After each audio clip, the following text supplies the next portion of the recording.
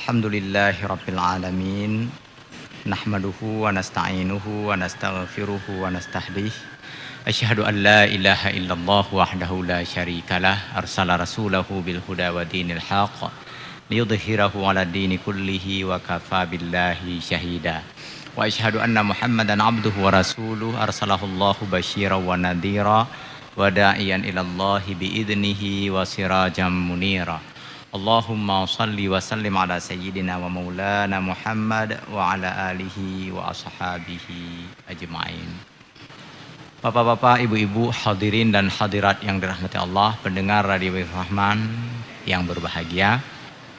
Rasulullah sallallahu alaihi wasallam bersabda, tajiduna syarran nasi yaumal qiyamati zal wajhaini alladzi ya'ti haula'in biwajhin haula'i biwajhin wa haula'i biwajhin. Orang yang paling jelek di muka bumi ini adalah orang yang memiliki dua muka. Ketika berjumpa dengan orang begini, dia pasang muka begini. Ketika dia berjumpa dengan orang lain, dia pasang muka lain lagi. Ini orang terjelek. Dia pikir lagak dah. Kalau udah bisa senyum di sana, senyum di sini, dia pikirnya lagak dah loh. Kemana saja saya masuk, saya bisa senyum. Jangan dikira seperti itu, karena sesungguhnya itu adalah muka jelek. Allah Subhanahu wa taala berfirman, wa idza laqul ladina amanu qalu amanna wa idza khalau ila syayatinihim qalu inna ma'akum innama nahnu mustahzi'un. Orang-orang munafik itu ketika jumpa dengan orang beriman, dia mengaku sebagai orang beriman juga. Hai lu iman cid. Hamba TE KTP kalau orang sekarang. Kan dalam KTP beragama Islam. Kemudian ketika jumpa dengan orang kafir, saya juga sama seperti kalian, kita sama. Jadi kenapa tadi kamu mengaku sebagai orang muslim? Itu kan saya bohong-bohong aja itu. Karena tinggal di Banda Aceh kan mana mungkin saya tidak mengaku sebagai seorang Islam, begitu. Ini tipologi orang munafik. Hanya saja sebelumnya sudah pernah kita bahas bahwa munafik yang hakiki adalah munafik i'tiqadi, yang menyembunyikan i'tikadnya. Dia mendahirkan i'tikad sebagai seorang mukmin, seakan-akan dia sebagai seorang mukmin, padahal dalam i'tikadnya dia tidak beriman. Itu adalah munafik yang hakiki. Yang dimaksud dalam ayat Al-Quran, innal munafiqina fid darkil asfali minan nar.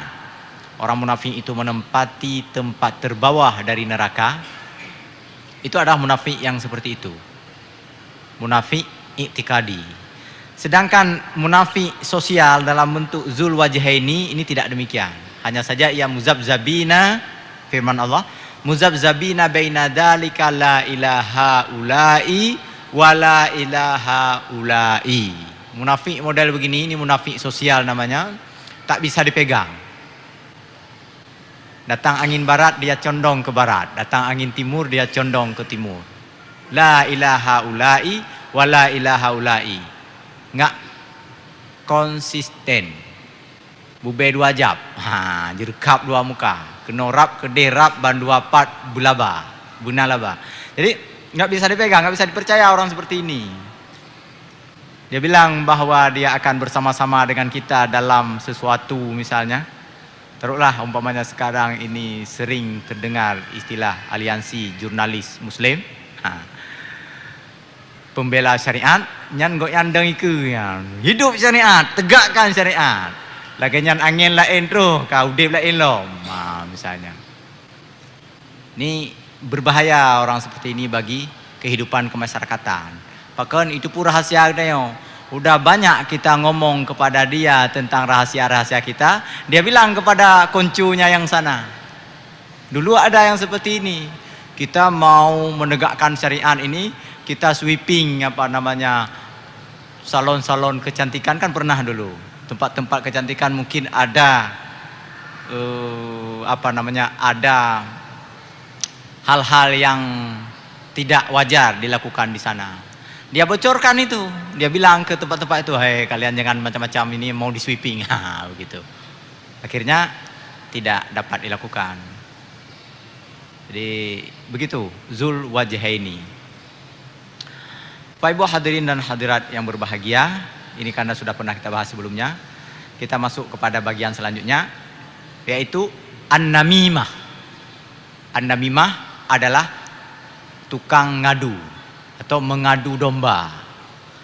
Kalau bahasa Aceh cicak mirah rung. Bukan artinya cari cicak yang merah punggungnya, nggak ada yang seperti itu. Tetapi ini adalah sebuah istilah. Ada sedikit masalah, ngadu dia ke sana, ngadu dia ke sini. Kalau zaman dom dulu, zaman konflik namanya cua. Cua apa cua bacanya? Cua gitu ya. Jadi dia bilang apa yang terjadi pada kita, dia bilang ke sana.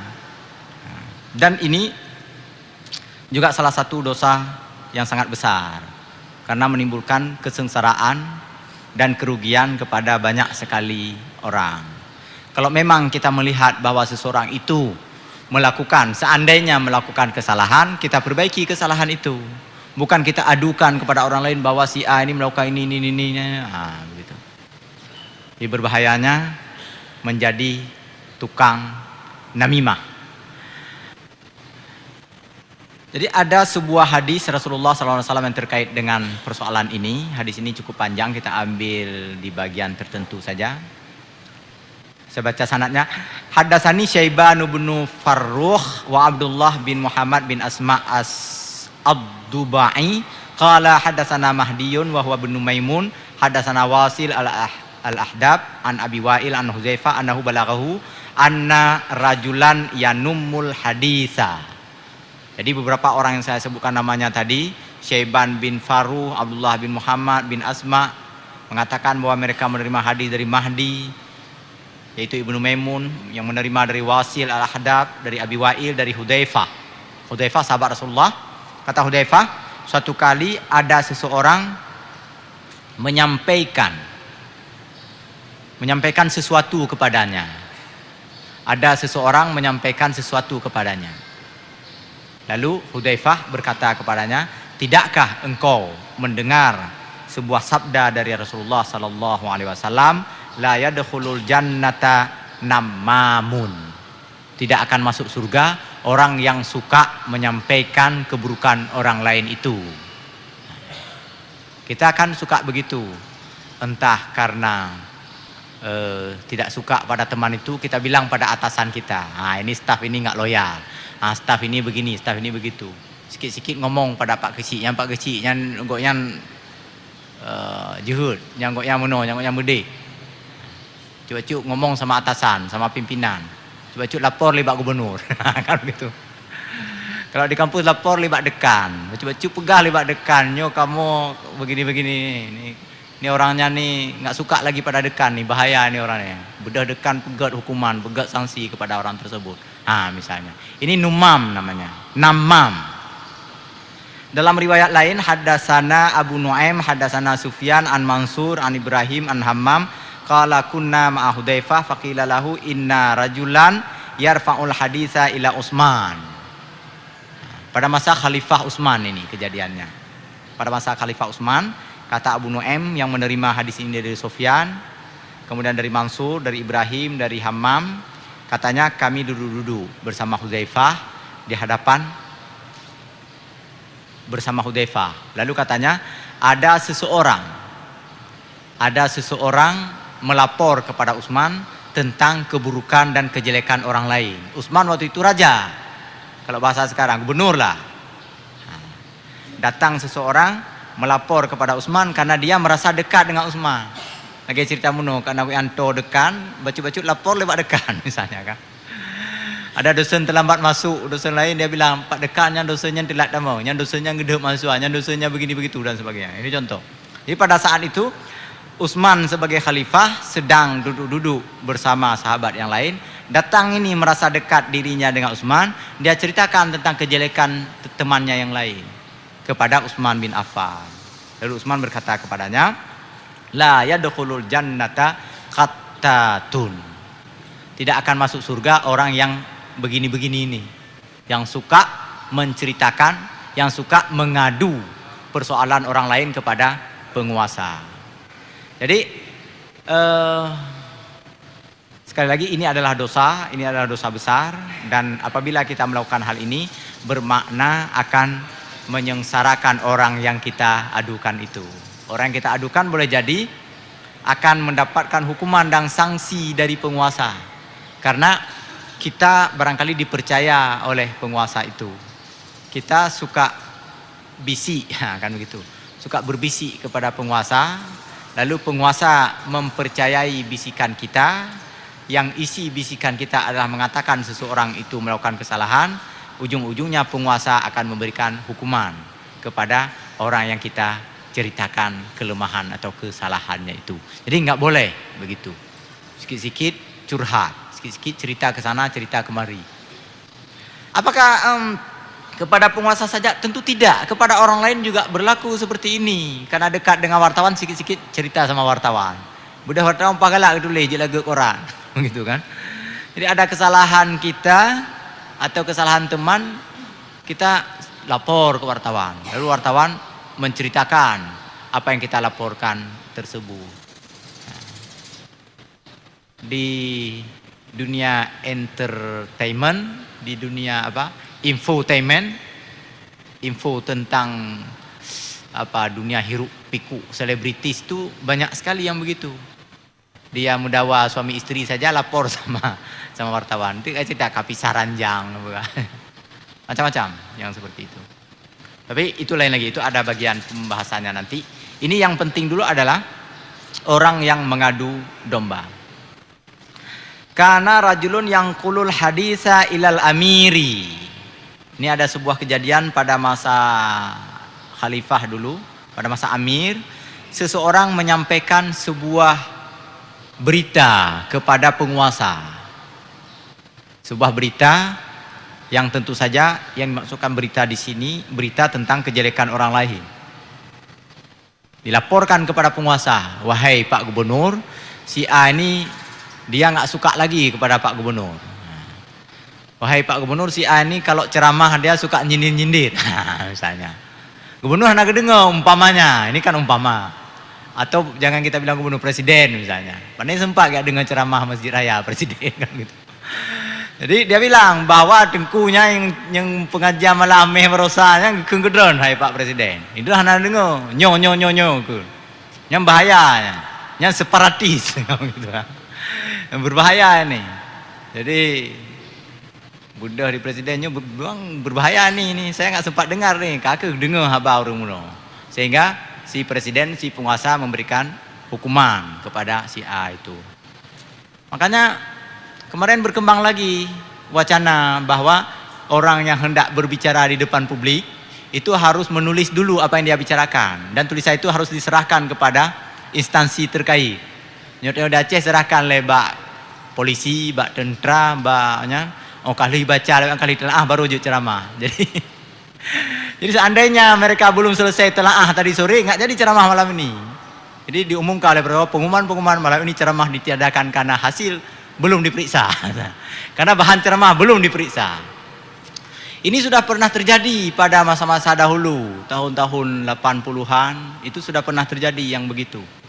Lalu karena sudah reformasi nggak boleh lagi yang begitu. Sekarang muncul lagi pikiran yang seperti itu. Kenapa? Karena penguasa tadi banyak sekali dibisik-bisik oleh orang lain, lalu percaya kepada bisik-bisik itu karena ada pembisik. Siapa pembisik? Cicak namanya. Cicak merah rum, kan gitu. Kembali ke sini.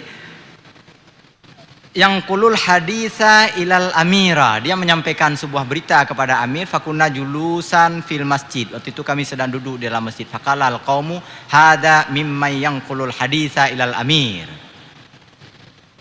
Faja'a hatta jalasa ilaina faqala Hudzaifah sami'tu Rasulullah sallallahu alaihi wasallam yaqulu la yadkhulul jannata qattatun. Waktu itu orang sudah menyiapkan melaporkan kepada penguasa, lalu Hudzaifah salah seorang sahabat Rasulullah menyampaikan pernyataan ini bahwa Rasulullah bersabda tidak akan masuk surga orang yang suka mengadu-ngadu kepada penguasa.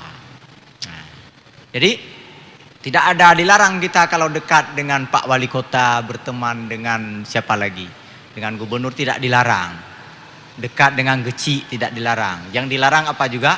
Yang dilarang adalah memanfaatkan kedekatan kita dengan para penguasa untuk menceritakan kesalahan orang lain. Lanjut. Jadi kalau ada kesalahan orang lain, kita perbaiki dengan berbagai cara. Mengapa namimah atau mengapa mengadu-ngadu ini dilarang? Kan begitu.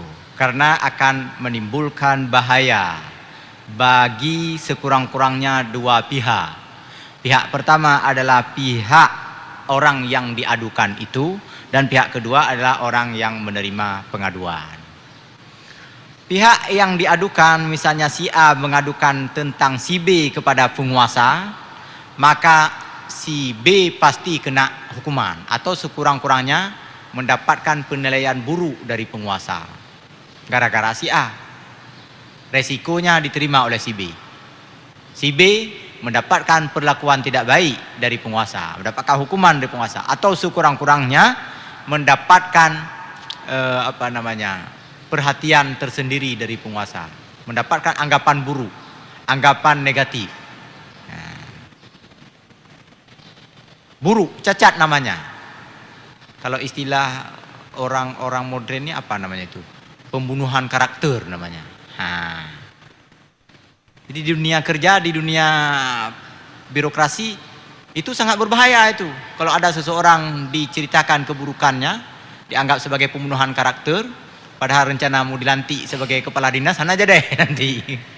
Ini bukan nggak ada hubungan dengan yang ditunda kemarin 2 orang, nyangka urusan kita. Ini seandainya kan pengandaian kita. Seandainya. Maka rugilah orang tadi. Dan bukan hanya dia yang rugi, rugi juga bagi masyarakat. Padahal orang tersebut barangkali memiliki kemampuan, memiliki kecakapan, bagus kerjanya, amanah, jujur orangnya. Tapi gara-gara diadukan oleh si A tadi bahwa orang ini tidak loyal kepada bendera itu, misalnya nggak jadi dilantik, misalnya nggak jadi menjabat, rugilah jabatan itu tidak dipegang oleh orang yang memiliki kemampuan seperti itu. Kerugian kedua adalah kerugian kepada si penguasa itu sendiri. Mengapa penguasa menjadi rugi? Karena penguasa telah melakukan kesalahan atas dasar dugaan-dugaan saja. Dia tidak tahu yang sesungguhnya, tetapi karena orang suka mengadu-ngadu, suka berbisik-bisik, dia percaya kepada pembisiknya tersebut, lalu ia melakukan kesalahan. Kesalahan apa? Kesalahan dalam bersikap tadi, dalam memberikan hukuman kepada seseorang, atau dalam memberikan kalaupun bukan hukuman, ya tidak memberikan hak kepada orang tersebut. Misalnya ini rencana mau naik gaji. Nah, untuk si A ini nggak dinaikkan gajinya 1 orang. Kenapa? Karena tidak loyal. Misalnya. Karena tidak patuh kepada penguasa. Begini. Qala Al-Ghazali, yang bagi liman hamalat ilaihin namimah alla yusaddiqa man namma lahu. Oleh karena itu, pelajaran kepada orang yang menerima pengaduan, jangan pernah percaya kepada pengaduan-pengaduan itu.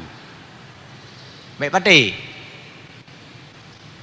kita jangan sedikit saja orang mengadu kepada kita, jangan percaya kepada pengaduan itu sebelum melihat sendiri atau mengalami sendiri atau merasakan sendiri. Cuma orang yang mengadu biasanya pandai sekali memoles ungkapan, membentuk, mengatur bahasa, memoles kata, mengatur bahasa. Kadang-kadang pandai dia. Apa pandainya? Dia bilang begini, saya sudah alami katanya. Sampai drone rasa cik lagi gelong, pahjera aku. Hati-hati drone. Akhirnya kita pun takut jadinya. Hidroku habis mendung gara-gara beliaunya. Gara-gara beliaunya ndoku habis rumah, habis lampu, habisnya habis je. Bahaya. Kalau drone alaminya lagi nyarupa, makanya nepoh lenya kalau gitu. Tiga lagi podron. Betampi raya ban ke, kru bang ke kembali ke, betampi tu leron. Neko aki juga ga? Katanya. Jadi ada orang yang karirnya sedang melejit, sedang sangat menonjol di sebuah, katakanlah di sebuah pekerjaan, di sebuah instansi misalnya. Datang yang lain. Dia bilang ke penguasa, bahaya itu. Yang wah roti iko hakidron. Kan gitu. Nupo wabe itu. Akhirnya betul-betul dibunuh, tapi bukan dibunuh fisik, dibunuh karakter misalnya. Dihambat-hambat karirnya, dihalangi kegiatannya, dicari-cari kesalahan, kelemahan dan aibnya, dan seterusnya. Makanya sekali lagi, la yusaddiqu, jangan percaya, jangan benarkan pengaduan-pengaduan yang disampaikan kepada kita sebelum kita lihat dan alami sendiri. Wala yadunnu biman numma anhu, dan jangan pula menyangka-nyangka. Yang pertama tadi jangan percaya. Yang kedua jangan bersangka-sangka. Kenapa? Karena inna ba'dadh-dhanni ismun. Karena sebahagian daripada sangkaan itu adalah dosa. Ini sudah pernah kita bahas sebelumnya. Si A mengadukan tentang si B kepada kita, yang pertama jangan percaya pengaduan itu. Kalau dia bilang si B itu membenci kita, jangan percaya. Yang kedua, bukan hanya jangan percaya, tetapi jangan ikut menduga-duga sebagaimana diadukan oleh si A tentang si B. Dibilang oleh si A, si B itu rencana mau jatuhkan kamu. Kan begitu. Yang pertama jangan kita percaya, yang kedua jangan kita duga-duga. Nyo bukan, tapi ada isyarat-isyarat. Jangan. Wala yabhasu an tahqiqi ma dzukira lahu, dan jangan cari-cari. Jangan cari-cari alasan untuk membenarkan pengaduan itu.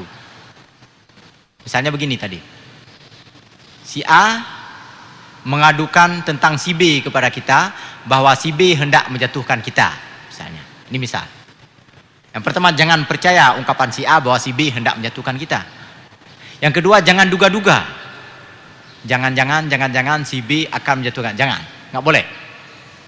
Nggak boleh menduga-duga. Yang ketiga, jangan cari-cari sebab, penyebab, isyarat, indikasi bahwa si B hendak menjatuhkan kita. Apa maksudnya jangan mencari-cari? Kita nengok wajahnya, nyoho, kibancara, kan gitu. Kita tunggu dia misalnya, kita nengok dengan ekor mata. Kita intip, kita nguping, kalau dia ngomong kita sadap teleponnya. Penyadapan telepon. Jangan lakukan. Tiga-tiganya jangan lakukan. Kenapa? Karena tiga-tiganya itu sudah dilarang sebelumnya. Apa ketiga-tiganya? Yang pertama percaya kepada apa yang dituduhkan, karena itu adalah tidak benar. Yang kedua menduga-duga, ini dilarang, inna ba'dadh-dhanni ismun. Yang ketiga mencari-cari, wala tajassasu, jangan mencari-cari kesalahan orang lain, kecuali kesalahan itu memang sudah nyata dan nampak di depan kita. Jadi itu dia pembahasan tentang namimah, tukang adu domba, tukang pengadu. Kita masuk pada pembahasan sesudah itu. Ini ke-52, babu maja'a fil buhtan. Ini pembohong. Tapi pembohongnya itu pembohong untuk orang lain. Untuk memahami buhtan ini, kita lihat sebuah hadis Rasulullah SAW terkait dengan ghibah. Ada sebuah hadis, hadasana Yahya bin Ayyub wa Qutaibah wa ibnu Hujr qalu hadasana Ismail anil Alla an abihi an Abi Hurairah anna Rasulullah sallallahu alaihi wasallam qala atadruna mal ghibah. Ini hadis dari Yahya bin Ayyub, Qutaibah bin Hujur, dia berkata, ya terima hadis ini dari Ismail dari Al-Ala. Al-Ala menerima dari ayahnya, ayahnya menerima dari Abu Hurairah.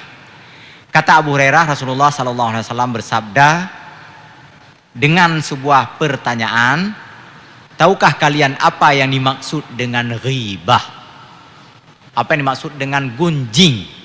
Apa yang dimaksud dengan gosip?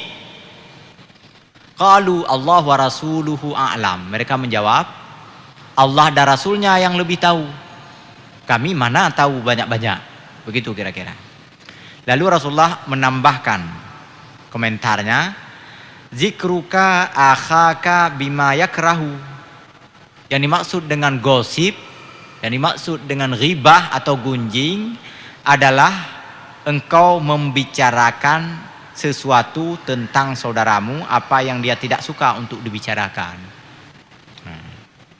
Saat engkau membicarakan sesuatu yang tidak disukai oleh temanmu untuk dibicarakan, berarti engkau telah melakukan ghibah.